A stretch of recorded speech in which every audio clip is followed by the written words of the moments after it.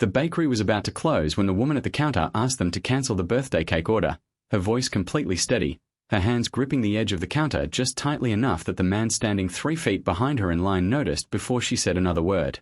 If you believe kindness, second chances, and compassion can truly change someone's life, please take a moment to like this video, subscribe to Kindness Inspire, share it with someone who needs hope today, and tell us where you're watching from in the comments below, because what this stranger did next is something most people would never think to do.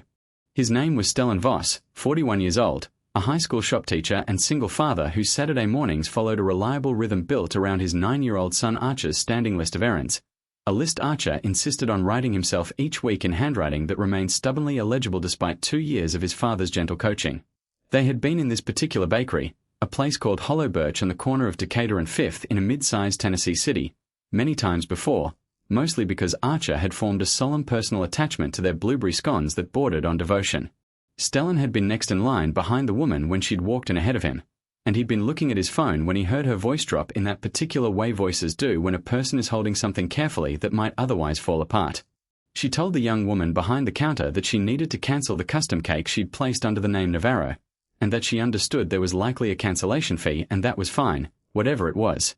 The bakery employee, a college-aged girl named Priya whose expression shifted with the involuntary sympathy of someone who hadn't yet learned to keep her face neutral in difficult customer moments, asked whether she wanted to reschedule instead.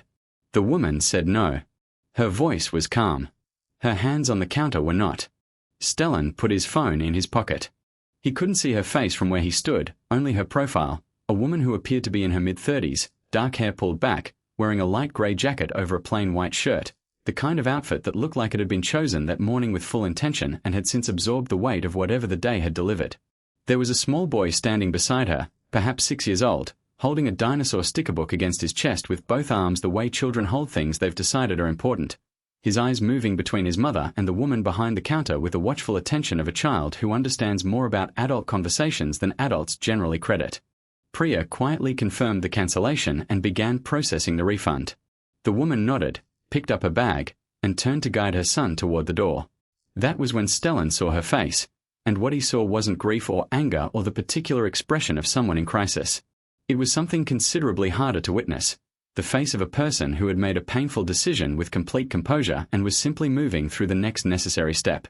He turned back to the counter before she could notice him looking. Priya came to serve him, and Stellan asked, quietly and without preamble, whether the Navarro cake was already made. Priya hesitated for a fraction of a second, then said it had been completed that morning.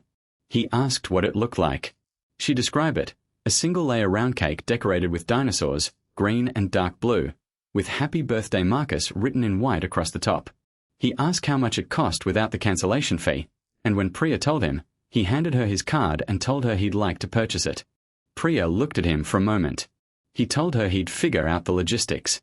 He bought the cake, collected Archer from the corner table where his son had been examining the pastry case with the focused intensity of a naturalist cataloguing a new species, and walked outside. The woman and her son were standing on the sidewalk roughly 30 feet from the entrance, the boy apparently having spotted something through the window of the shop next door, and she was crouching beside him, looking at whatever he was looking at, her hand resting briefly on the back of his head with the specific tenderness of a parent trying to give a child a good moment in the middle of a hard day. Stellan stood on the sidewalk for a moment. There is a particular kind of situation where a person knows the right thing to do and also knows there is approximately a 50% chance the right thing lands badly, and this was one of those situations. He was a stranger. She had made her decision at the counter. She hadn't asked for anyone's help, and she wasn't owed his interpretation of what kind of help she needed. Archer looked up at his father, then at the box Stellan was holding, then across the sidewalk at the woman and the small boy. He was 9 years old.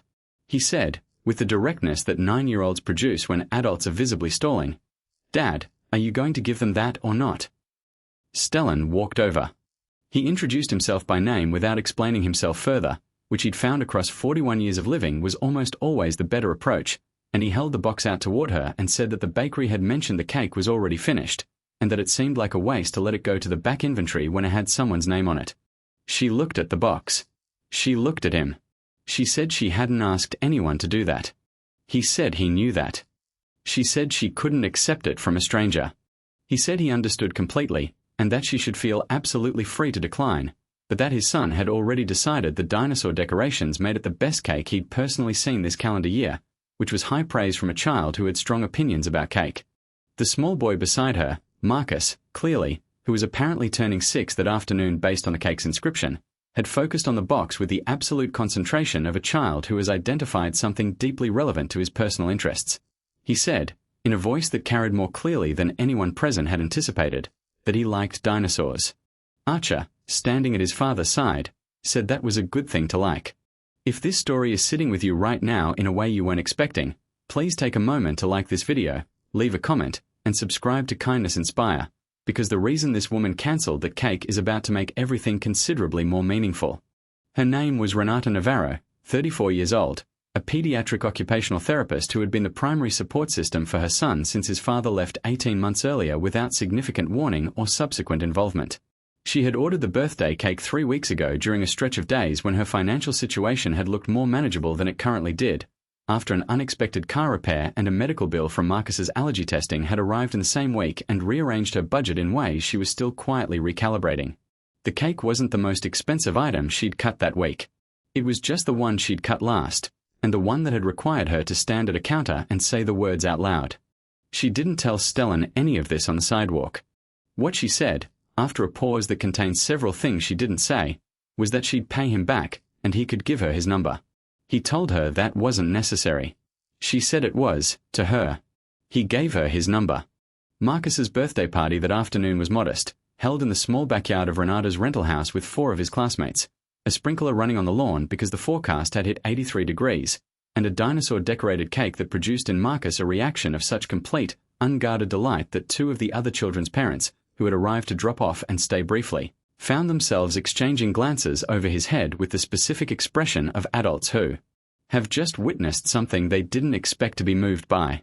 Renata texted Stellan that evening after Marcus was asleep, a short message that said the cake had been a significant success and that Marcus had insisted on being allowed to keep the plastic dinosaur figurines the bakery had placed on top as decorations, which were now formally named and assigned specific territories on his bookshelf.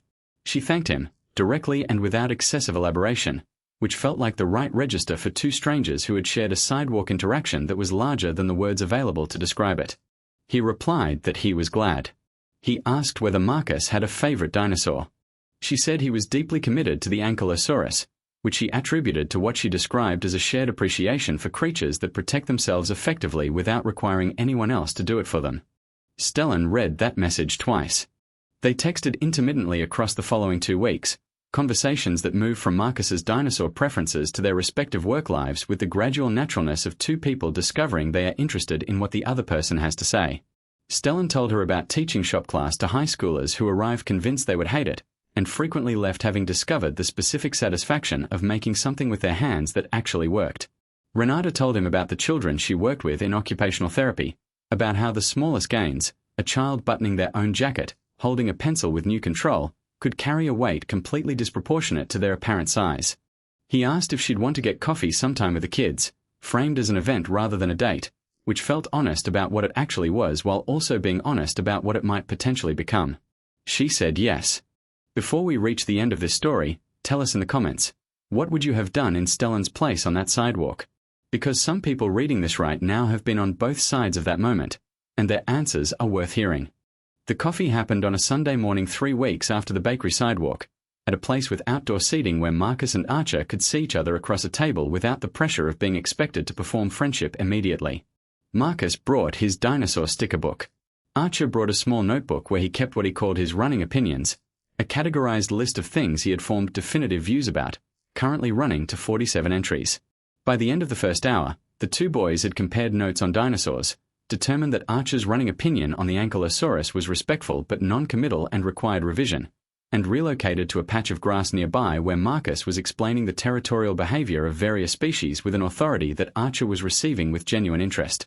Stellan and Renata sat across from each other at the table with 2 cups of coffee going lukewarm between them, talking the way people talk when they've stopped performing and started simply being present, which is the rarest and most valuable thing 2 people can do together on an ordinary Sunday morning.